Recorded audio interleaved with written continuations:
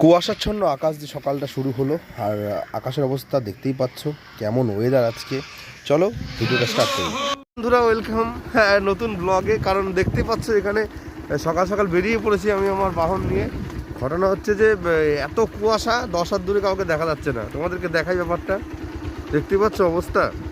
তো বেরিয়ে পড়লাম কোথায়, বিননগর হাটের উদ্দেশ্যে। একটু হাটে যেতে হবে কারণ অনেক কাজ আছে আজকে। চলো যেতে থেকে আর তোমাদের দেখাই।